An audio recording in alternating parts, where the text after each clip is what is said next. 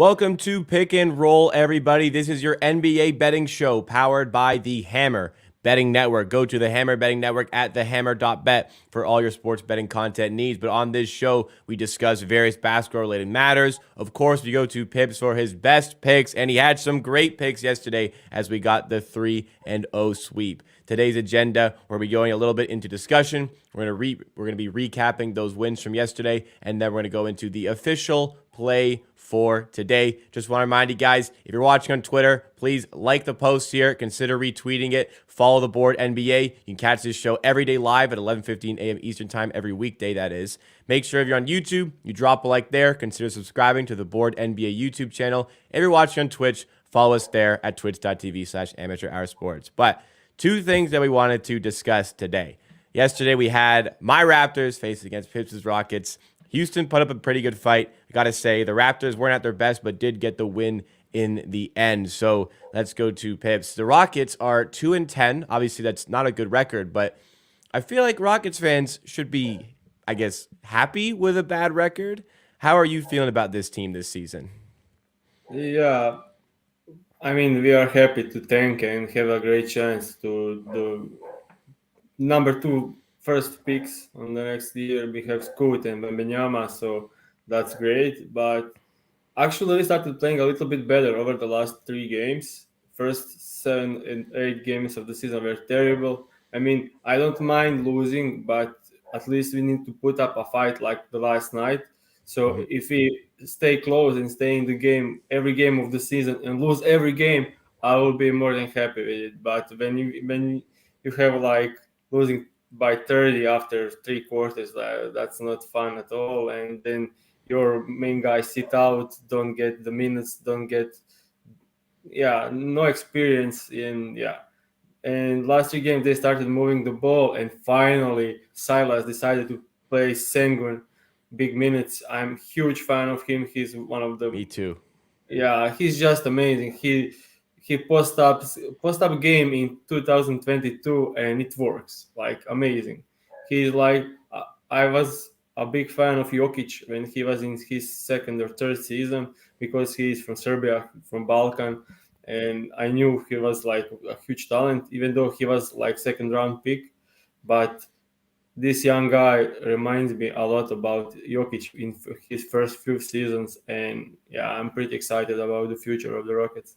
Yeah, Raptors were showing respect to Şengün as well. They were throwing doubles. They were throwing some defensive schemes against him. He was a problem early in the game. He was a bit too big for Koloko to handle. Yeah. I remember scouting him pre-draft, and I was such a fan of him. And when he slipped to 16th in the draft, I was like figuratively begging the Raptors to trade up to go and get a guy because at 16, I thought that was a steal. Looking like it so far. I think yesterday, as far as tanking goes, is the exact game you want. You'll want a competitive game. Like you lose it, doesn't really affect your chance of getting that top overall pick. But a good fight. Houston moved the ball really well, stuck it to the Raptors a little bit in the first quarter. But some heroic displays from Fred VanVleet and again from OG Anunoby, looking like a DPOY candidate. Helped the Raptors get over the line.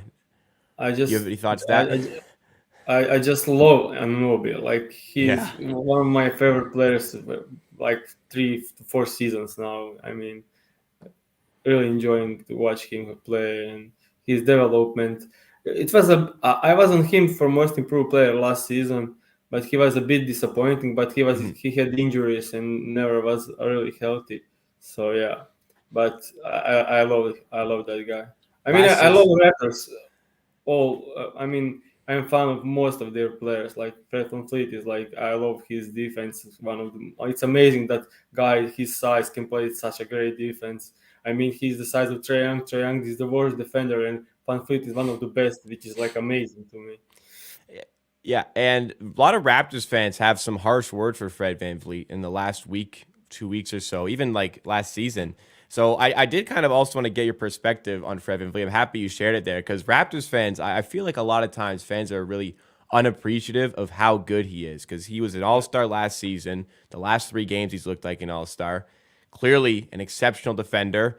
Like there's going to be some bad matchups like the Tyrese Maxey matchup, which obviously Maxey tends to feast in that one, but Fred's a great defender. And OG, third in the DPOY rankings early this season, Last 6 games, he has at least 3 steals. He had a stretch in those 6 games where he had 5 or more steals, 3 straight games of 5 or more steals. He's looking Yeah. incredible, absolutely incredible. We'll touch quickly now on yesterday. The Bucks take down the Oklahoma City Thunder in double overtime.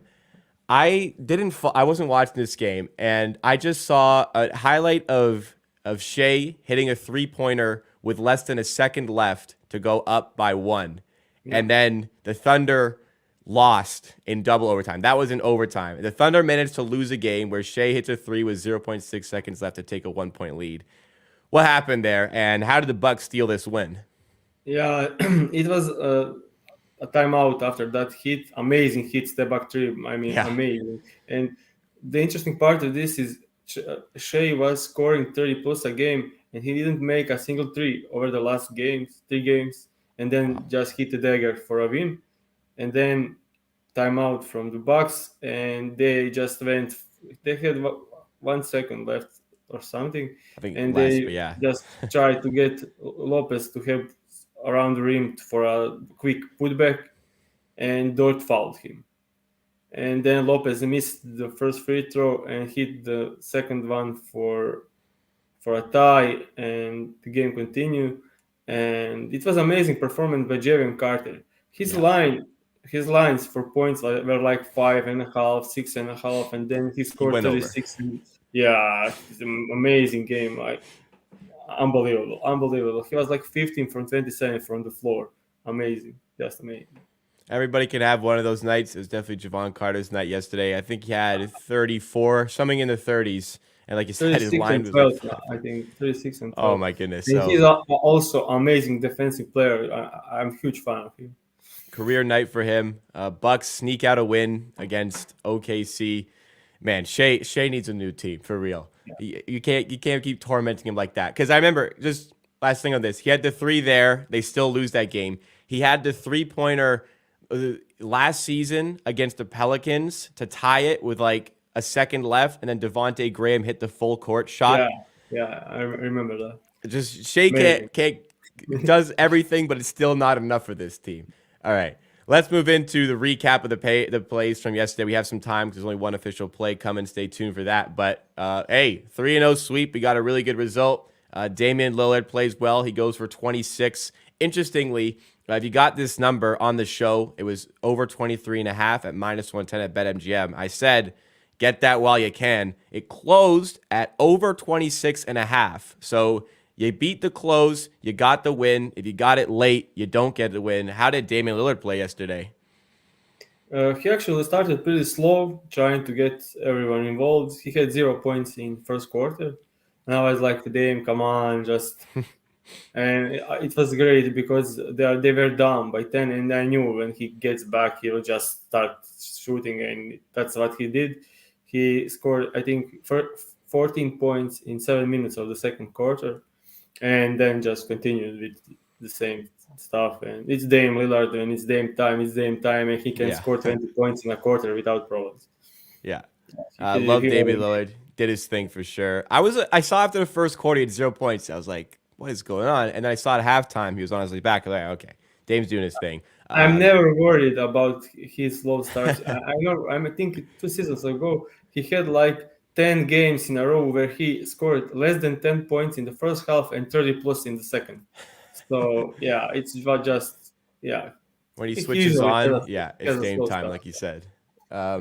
Two other plays that we had the Brandon Ingram, DeRozan, both over 19 and a half points. DeRozan, no problem, way Yeah, over. Ingram slightly gets over, goes for 22, but that's why we went for the same game parlay on that yeah. one. He had.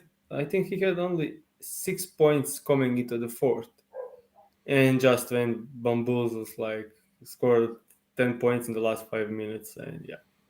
Yeah, Ingram got us done, got the win there. And then the high scoring game you predicted, there was the high scoring game. I saw there was also a big same game parlay that you posted on Twitter that hit as well. But on the show, John Morant over 24 and a half, no sweat. Devin Vassell over 14 and a half, another no sweat there. The game went exactly as you called it, it seems. Yeah.